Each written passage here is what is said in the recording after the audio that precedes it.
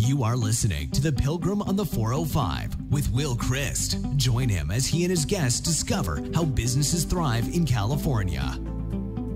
Welcome to the Pilgrim on the 405. This morning we're going to be speaking with Joe Flynn, CEO of VERICO, and the champ of the trestles, surfer. I think Joe had to take a towel with him this morning to dry off to get here to the interview, right? I did, but I did go home and take a shower. I didn't take one at the beach. I was thinking about it. Hey, so Joe, tell us a little bit about VERICO.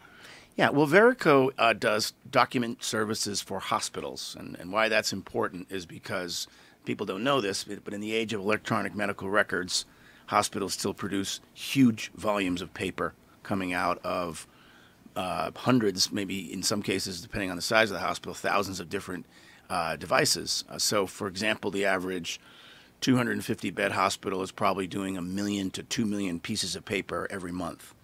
There's a very expensive and cumbersome process. They've got multiple vendors that they're working with. So what VERICO does is we essentially go in and manage that entire process on behalf of the hospital, and we become a department inside of the hospital that manages the costs and manages the volume. And why that's important is because over the course of the last 10 years, hospitals have spent hundreds of millions of dollars implementing electronic medical records with the idea that paper was going to reduce dramatically. Well, the reality has been quite different. Paper is still very pervasive in hospitals, and it's actually become kind of part of the infrastructure of how hospitals work. It's a workflow issue, and so they've struggled tackling this. Typically, they turn to equipment manufacturers like a Xerox or a Canon or something like this, and while they have good equipment, they don't really have a good process. So VERICO started this business in 2011, really going in and managing that process managing the process and the vendors on behalf of the hospital. Not unlike what you would see, to make it in simple terms, we walk into a hospital, you see a cafeteria. A lot of times hospitals outsource that cafeteria to a Aramark corporation or something like that. And Aramark manages all the vendors, all the food, all that. So kind of a similar process in that respect. And hospitals are used to the idea of outsourcing non-clinical functions.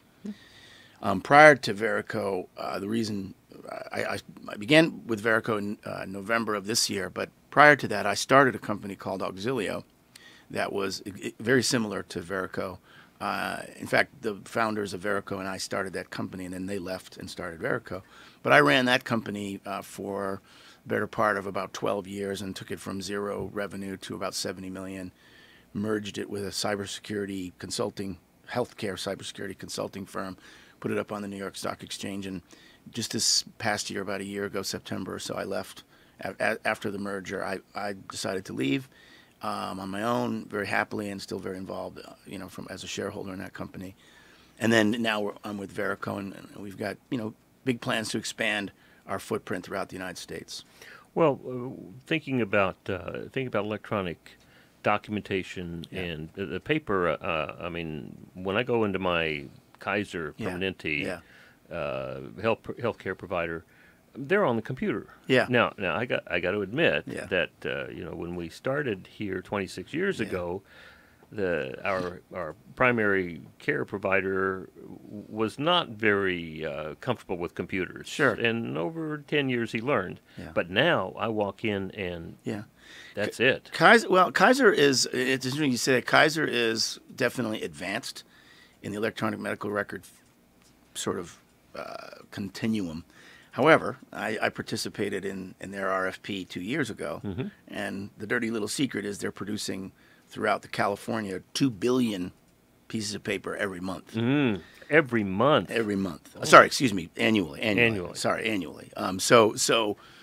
And you're talking about probably tens of thousands of HP printers, Lexmark printers, and any other type of copier. So, yes, certain things have gone electronic, but what really has changed is, in the past, when you walked into a hospital, you filled out a bunch of forms. And in many hospitals, you still fill out a bunch of forms. Or you get there and they print out your forms for you. In the past, what they would do is they would buy those forms off-site at an off-site printing place. And then they'd have shelves full of different forms, tens of thousands of different forms that are required for whatever regulatory reason. That business actually has gone away with with electronic medical records, the outside forms. But what has happened is because now the record is inside the hospital available. You don't have to pull it out of a filing cabinet.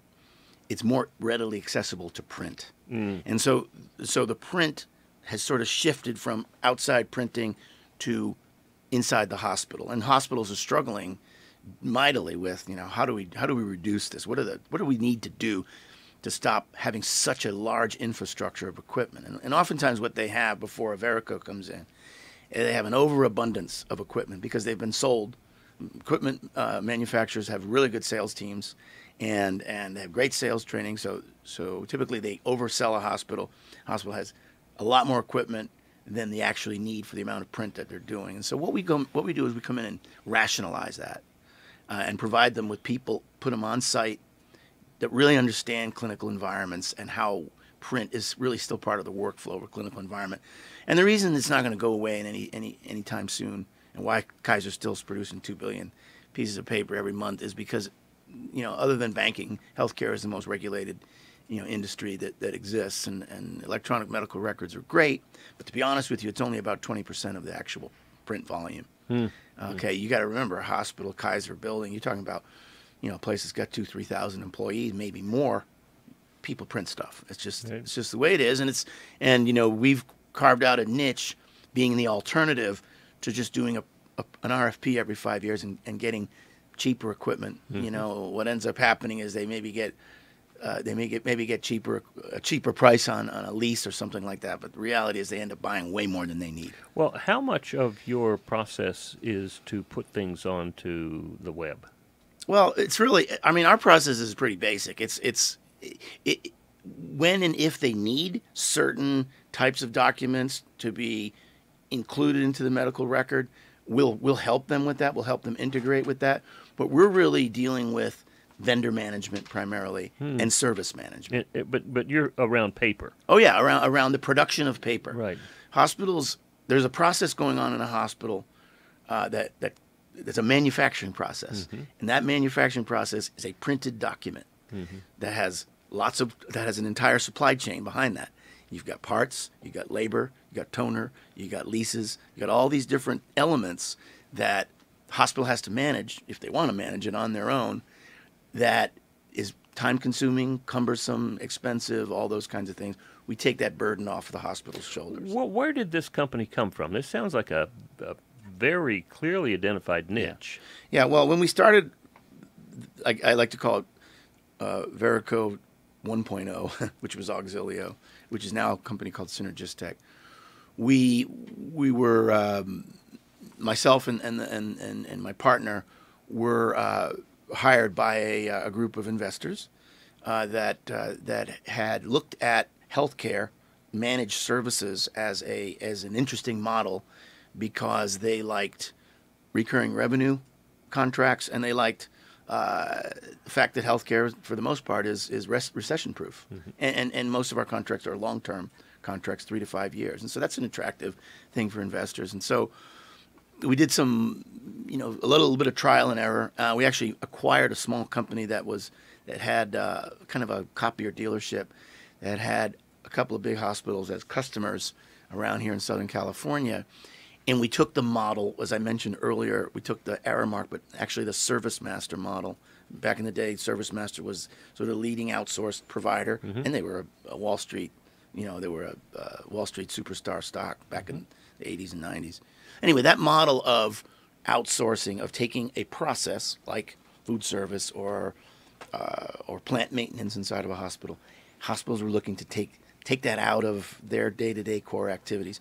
And we kind of modeled our service around what they were doing with food service or plant maintenance, where essentially we capture the entire process and capture the entire continuum of the supply chain and manage it down, manage it to a cost, take advantage of supply chain as we got bigger, take advantage of being able to negotiate with the vendors better, that type of thing. So it's kind of a pure business process outsourcing sort of model. All right. So what people who would make decisions about hiring you would be at what level? Yeah, we typically work with CIOs.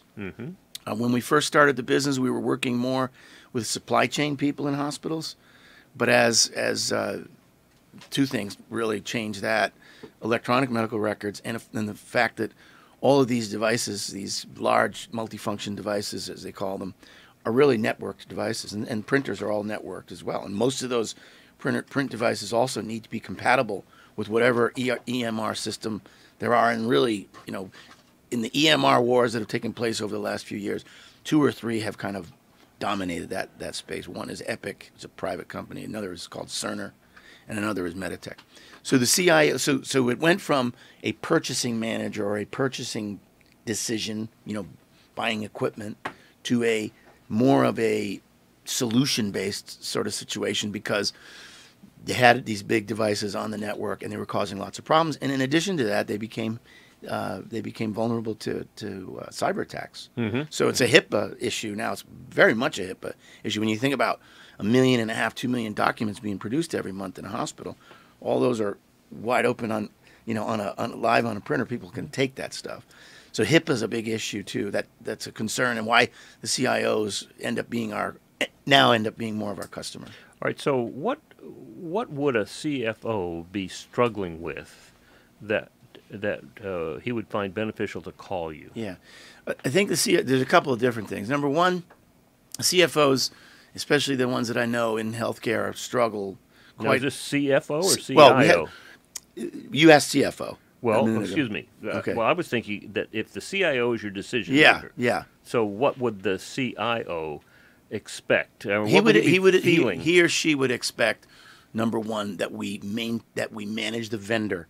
That's a really important thing, managing the wide variety of vendors that they have to deal with. So they'd be sick and tired of having multiple vendors. Yes, they would be sick and sick and tired of it, and they might have different leases with different vendors. Especially the bigger the health system, okay, the more dysfunctional this is, because over the course of time, each individual hospital was sort of doing their own thing and writing leases here and there, and maybe having equipment that was not compatible.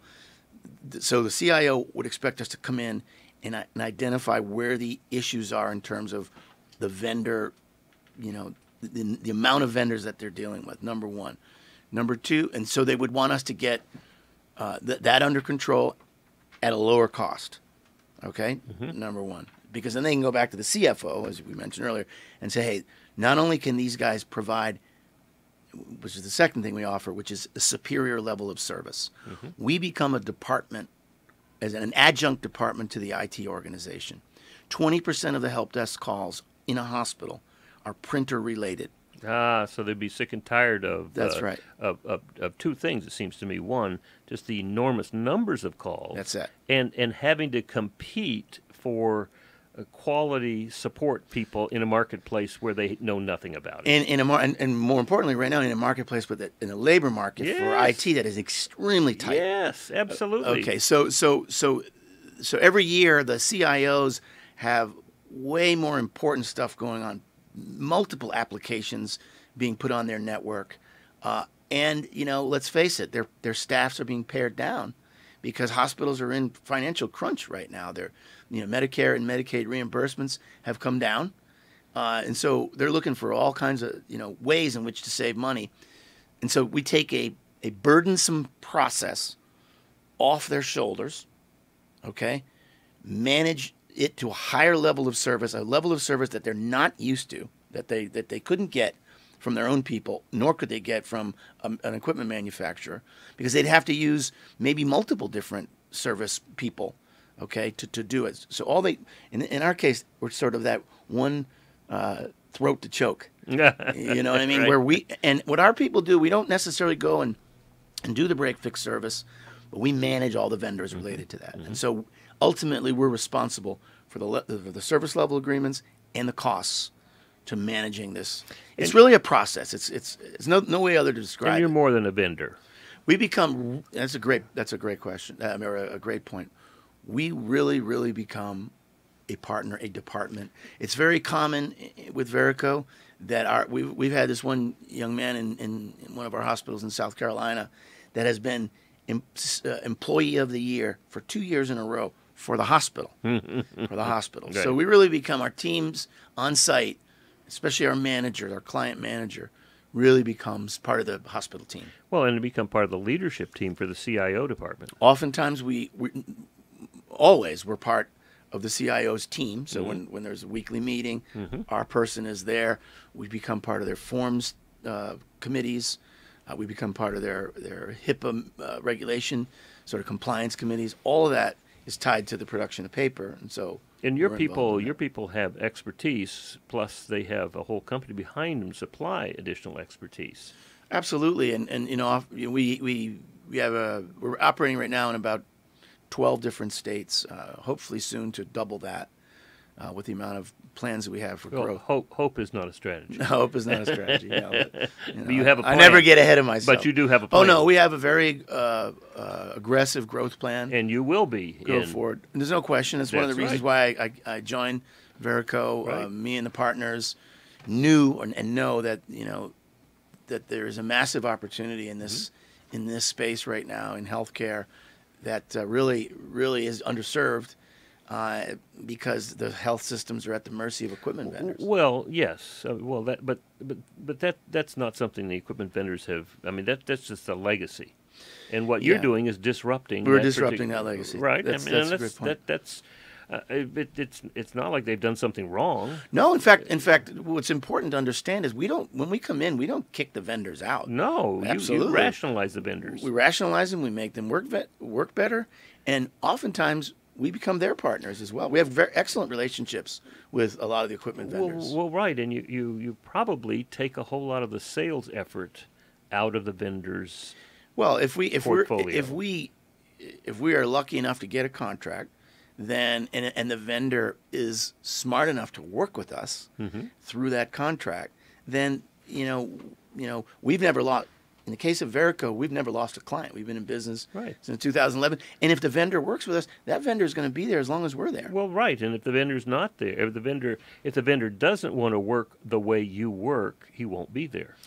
It's simple as that. And it's not a matter of being a better presenter or having a cheaper product. No. It's a matter of how we're going to work together to accomplish the task, which is to be able to rationalize all the vendor relationships, how to provide a superior level of service, and to reduce the cost. It's as simple as that. And to me, those are the issues that a CIO who is, those are the things a CIO feeling those things should be calling you tomorrow. I agree, and I think we've been Verico in particular, not necessarily Auxilio. Auxilio is bigger than Verico, but Verico has been under the radar, and one of the reasons why the partners, and I decided to kind of join forces was, they've just built kind of a 2.0 model of the original model we built together 10, 12 years ago, and it takes it sort of to another level in terms of service, which the healthcare market really is dying for right now. They're kind of they've been doing the same things over and over again and getting the bad results, and so we really are the alternative. Well, and that's the true value of a disruptive technology. That's right. I mean, that's what you're bringing is not necessarily technology. Yeah, as a service, yeah. But it's a mindset. It's a mindset. Yeah. It's a process. Yes. But it is disruptive. It is disruptive. You will not be doing things the way you have been doing them, and you won't be getting the same results. 100%. And more importantly, it's data driven because we are very, very careful to provide on a regular basis data to our clients. Most disruptive processes are data driven. Yeah. It's critical. Well, but now the original processes that are now legacy processes were data driven to some degree in terms of success and the return on investment, however they wanted to measure it.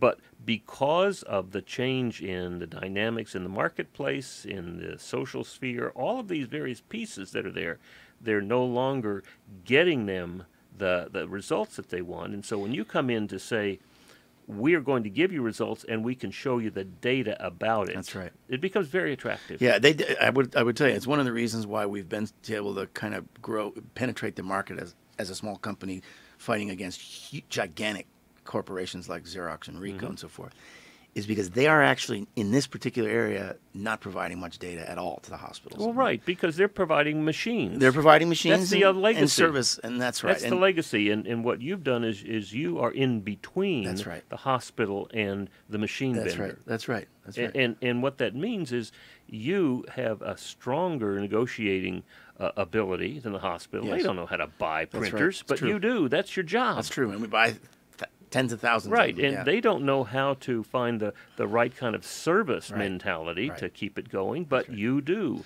Exactly. That's exactly that. It's interesting. You got our model quickly. Sometimes it's a little difficult to explain the model, but quite honestly, it's quite simple. Well, yes, it's disruptive. It's disruptive, and it starts with what are the problems that you're experiencing. What are the problems are you experiencing, and why are they happening, and why do you want to put up with it anymore? Well, they don't need to know why it's happening. Yeah. You know why it's happening. What you need to know is number one, are they happening? These dysfunctional pieces happening? Yes. And do these people, are they willing to do what's necessary to make the change? And then the cherry on the top is, and the investment is less in terms of time, money, and resources. And I think what's good about Verico is that we have very, very happy clients. So it's not difficult for us to sell. Of course. The difficult part is to get access to a CIO of a major health system. That's the tough part. That's where you've got to do some legwork. But once we get there, and, of course, and they talk to our client base, it's almost like, why would you do anything else? Once you have access and you know what the pain is, then simply acknowledging that with them, then it's, how much more money am I going to have to pay? Well, what if it were less? That's right. And I think that's where, the one thing that we're going to work on going forward is that access. That's how do we get access faster? How do we build a bigger brand? Maybe we make acquisitions. There's lots of different things we're thinking about in order to get the message out there.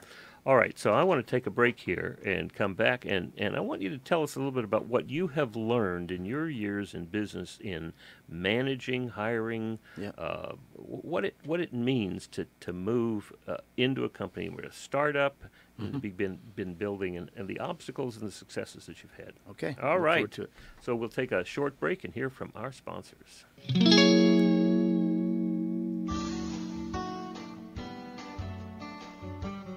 Hi, time for another tip from the Sandler Sales Institute.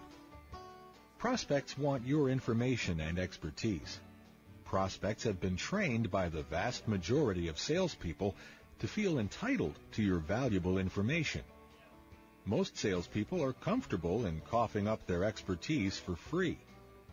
However, when the orders don't come and the prospect has shopped your information to your competitor, the salesperson has fallen victim to unpaid consulting. Before giving information, ask good questions. What does the prospect want? What is the urgency? What are the consequences of not buying anything? What is the decision-making process? Eliminate unpaid consulting. This has been another Sandler Sales Institute tip.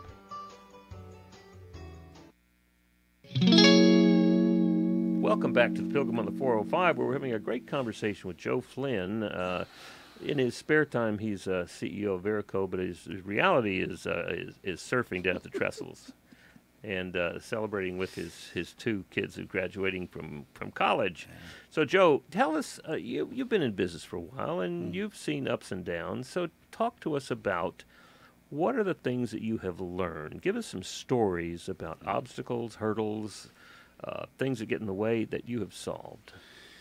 Yeah, I mean, obviously when you do a startup, the biggest obstacle is no one really knows who you are. You might have a good idea like the one we've been talking about, which is now a vibrant, very profitable company. But, getting access to the right decision makers is a challenge. Finding the right team, finding the right capital to get it off the ground. And those were always things that, were extremely challenging. But one of the ways we fixed that is to, again, especially in service business, you really have to have the right people around you. And not only right people working with you on your team, but also the right people guiding you and providing you access to the market that you want to go into. In our case, this is a very specific business-to-business, sort of model. We needed to get in front of supply chain managers or CFOs or CIOs of hospitals, and so we needed to find the right people to do that. And a lot of it is, someone taking a flyer on you. But I think it's more than that, because if you know what you're talking about and you can demonstrate that, then you can deliver. But I think the biggest challenge is always, is that balance between growing the business. Maybe you've got investors, outside investors that want to see growth, and keeping it profitable, especially in the beginning. And you're always, cash crunch is always a problem. And so you got to get through that first couple of years with enough capital to keep you going. A lot of people grow faster than they're able to. And I think I've made that mistake myself. And, of course, that causes dilution and causes problems with investors and that type of stuff. But, I have a saying, and I've always had this saying from day one, is that revenue cures all ills. You cannot take your focus off of sales and off of growing the business, but you have to do it in a balanced way, and that's challenging. Well, I want to challenge you on that. Sure. Revenue, you said revenue cures all ills. Yeah. I'm talking about in the very beginning. All right. Talking about in the very beginning. But talk to me about getting the right team. Yeah, well, that's paramount, okay? Mm-hmm. I think if I look at what I've done here in this particular niche that we've sort of created in the marketplace, it really had to do with getting the right people on board. When we first got into this business, the one thing we did, and we did really well, is we spent the first probably year and a half really honing down this model, and we had excellent people doing that, including myself and my partners. We spent the time to really differentiate ourselves with this model, so that when we did get the opportunity to get in front of a CIO or a CFO of a health system, we really knew what we were talking about, because we proved the model out. Having the right team and having the right sort of culture in that team, where it's, we're going to work together to solve problems. We're going to argue, we're going to disagree with each other, but at the end of the day, our focus is solving a problem so that we can grow our business. So that becomes part of your core values. Absolutely. And how often have I seen people hire people who do not share their core values? Yeah, and that is hard. And I've been victim of that myself. I think if I look at the last 12 to 15 years in terms of growing this business and some of the mistakes I made, the biggest mistakes I made is hiring the wrong people. Period. End of story. It wasn't in a sales process or the delivery of what our service is. It was, as we were growing fast, putting the wrong people in place, and it almost sets you back. Oh, right, and there's two parts to it. Seems to me the two parts that I've observed. One is getting the right person and that person fits your values. Right. And the other is getting them in the right seat so that they're capable of it. And how often do we only look at the people who are capable of it, or at least we allow ourselves to be convinced that they're capable of it, but and we forget about the values. And maybe it's because we're reaching hard for the revenue. That's right. We think this person can bring it to us, but if they don't share our values, they're going to be chipping away at the organization all along. And the other mistake you make is having that person stay on longer than they should. Oh, my goodness. Right? Where you get them in, and it's your hire, so you're responsible for the person coming in, and within 6 months you see, this person's not gelling culturally with the way we do things around here, and you keep thinking that they're going to get better, and what ends up happening is that they end up becoming a cancer. And that has to go all the way to the entire organization, right? Well, and the higher level that person is, the more damage they do. Yeah, but they do damage even if they're at the bottom. No, they do. They do. The only difference I say that is when you have a service organization that's national, and you get somebody on top of that that's not delivering. And that person who's going in there. That's right. Even to turn the screw. Oh no, that's absolutely right. So my advice to people building a business, especially people, I've experienced sort of hyper growth stages in business, And being very attuned to how these people are performing and customer feedback about those people's performance is very important. Letting it slide because you're too busy or because you don't want to upset the apple cart or whatever is the biggest mistake you can make. When you find out the person is not going to work, you're not doing yourself or that person any good by keeping them on board. Well, and it goes both ways. I mean, somehow we have this sense of, and I've experienced it in listening to senior executives, that firing somebody is doing them a disservice. No, it is not doing them a disservice. It absolutely, because if they are not a fit, if they're not the right person, or they're not in the right seat, they're frustrated. Their productivity goes down. They're not looking at themselves happy in the mirror. There's no question about that. And so freeing them up to have a little space where they can get to ask the question, well, what do I really want to do? Yeah, and I've had experience also with in service business with, individuals who are really good with the client. The client loves them, but they're tyrants to their people. Okay, and so you get into this thing where, gosh, I can't let go of this person because if I let go of the person, I might lose the client. But then they're causing all kinds of chaos with their staff. That's another challenge that people are going to run into in service businesses. And so my advice is err on the side of getting the right person. And if the person is wrong, even if the customer realizes, go and be really honest with the client and say, listen, I know you like so-and-so, but they're wreaking havoc with their staff and it's causing me a problem. If you were in my shoes, what would you do? Right. Absolutely. And so again, I'm speaking from having made those errors. But we all do. That's why this is such an important message to people. Is we all make errors, and by sharing our experience, then we can help other people to not avoid errors, but maybe avoid those. Yeah. I think the other thing that's really important for people is, I talk about revenue curing all ills, and the reason I say that is because without revenue, you can't be profitable. Well, that's true. Okay, so it's kind of chicken and egg, But profitability is also very important, and the reason profitability is important is because, your clients want you to be successful. Okay, if they like you and they contract with you, they depend upon you. They depend on you being, and the only way that you can be successful is to be profitable. Yes. So you have to price your products right or your services right. You have to manage them properly, and you have to focus on profitability.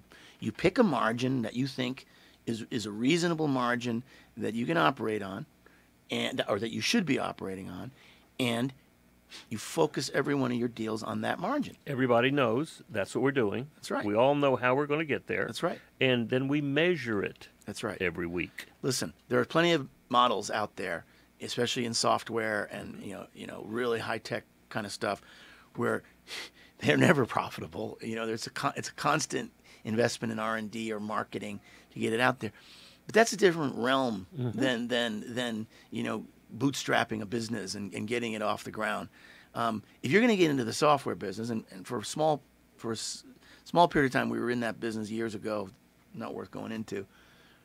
If you're going to get into that software game, you have to understand profitability is going to take a long time. Okay, especially now because it's so competitive, and you better have something that's a mousetrap that's really tight that nobody can get around.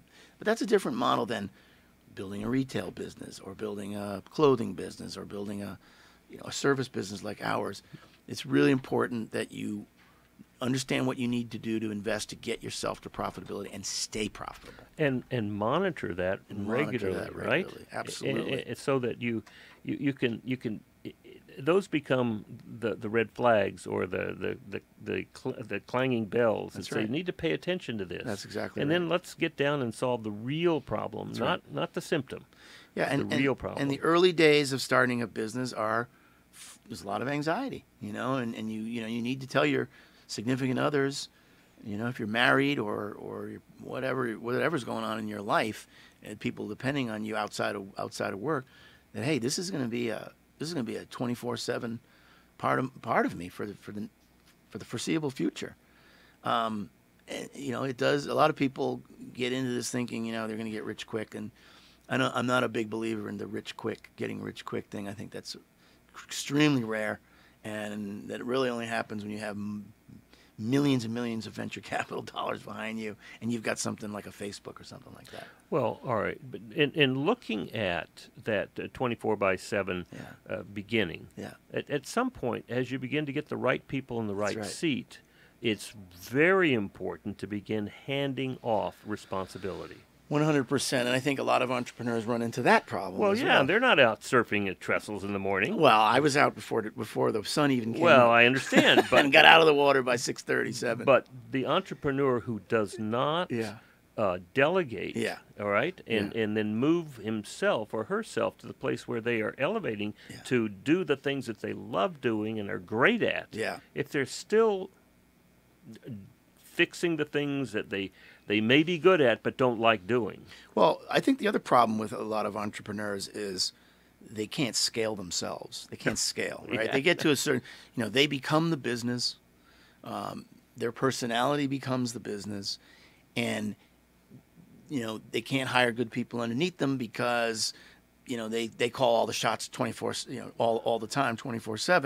And so when they bring somebody else in, that person wants to do something a little bit differently. They're not able to delegate, and that if you're going to start a business and you want to get it beyond $20-30 million in revenue, you better be ready to delegate. Absolutely, but then you delegate to people that you trust, and you delegate to people that you trust. You hire people who get where you're going as a company. That's right. Who want to be there. That's they want to take the responsibility for this, and they're capable of it. And maybe you give them a small stake in the game. Well, that's a nice thing. That's a nice thing. But I think, well, I'll ask you. Which is more important to you? Lots of money or doing something that you love doing that you're great at? If you had to choose. The latter. Of course. Everybody would. Everybody would. And that, to me, the money is the cherry on the top. I mean, if you do what you love to do and you do it really well, you will have there will be economic reward. Right. Okay? And actually, there's a lot of people that do what they do and they love what they do, and maybe they're teachers or something like that, and the economic reward is also, they're not focused so much on that because they don't want to, a lot of people get into business because they want to be millionaires or whatever the number is in their head, but loving what you do is more important than anything. Well, I detect in you... Because you're not going to be any good to anybody if you don't love what you do. Well, I detect in you that what you are excited about, now I could be wrong, but what you're excited about is helping hospitals manage their vendors, increase the quality of service that they're getting, and reducing the cost. Those three items are the most important things. Why? Because we understand and appreciate, because all we do as hospitals, the incredibly important nature of the work that they do. Caregivers are our customers. So if we can make their lives easier, if we can make them operate in a better manner so they can provide superior care, then we've done our job. Well, that's right. And you have served not only the hospital, but all of the people coming to the hospital. 100%. 100%. And that's powerful. We think so. Well, we think so. It is. I one of my clients, an international client who is revolutionizing the pharmaceutical industry. And it's a very simple thing that he designed. He tells me he designed it in one of my training classes while he was just sitting there, right? Yeah. And if you can imagine Amgen or any of the other Merck. Sure. All right, they have these enormous processes and these tubes and these pipes and all of these things, and they all have valves. Gigantic buildings. Yes, and they all have valves in them, right? Yeah. Well, and so every one of those valves periodically has to be cleaned. Yeah. So what that means is stopping the whole process, and then unscrewing all those valves, taking them out, cleaning them, making sure they're clean, bringing them back and screwing them back. It takes expensive. Days. Oh my goodness, the expense is enormous. Yeah. Well, this fellow designed a single-use valve, which means that it's got an insert in it, and all you have to do is go in and take that insert out and put a new one in.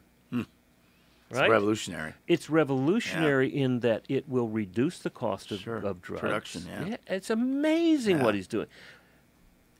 He's not doing it for the money. No. Right? I'm sure he'll end up, if he gets a patent on that. Well, he does have a patent on it. And the money is the scorecard. Sure. Because what he's excited about doing is solving this problem. Well, and solving a problem having really happy customers, having great employees is what we're all about, and is what we are excited about. Mm-hmm. We know we're going to be successful if we have those elements. We know we're going to be successful, and we're going to have, more importantly, we're going to have a lot of fun doing it, and life becomes more exciting. Yeah, than just sort of slugging it out. Which, listen, a lot of people slug it out. I don't have anything against that whatsoever. I slugged it out for many, many years myself.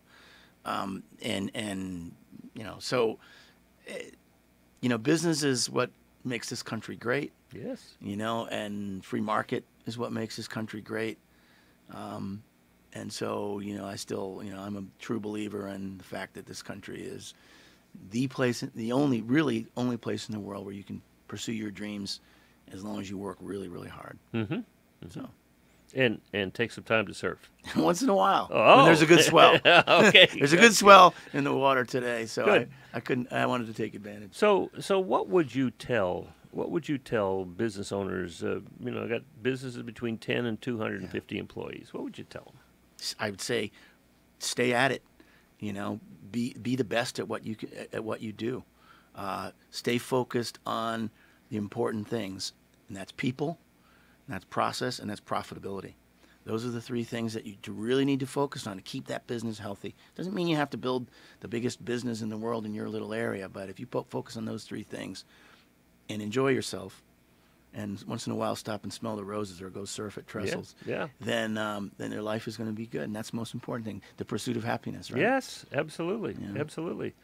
That's wonderful. Well, Joe, thank you so much for taking time out of your busy calendar, I'm sure. My pleasure. I just want to say, this is a solemn day, September 11th. Yeah. A solemn day, and I want to thank, I come from a military family. Many people in my family still active duty, and I want to thank, first of all, remember all those that we lost on September 11th, 2001, and thank all of our uniformed personnel around the world who protect us every day. Yeah, very important, very important. Well, thanks a lot for being with us, Joe. Okay, my pleasure. Now, if somebody wanted to talk to you further, how would they get in touch with you? They can email me at joeflynn, JOEFLYNN, at vereco.com, at verico.com. That's probably the best way.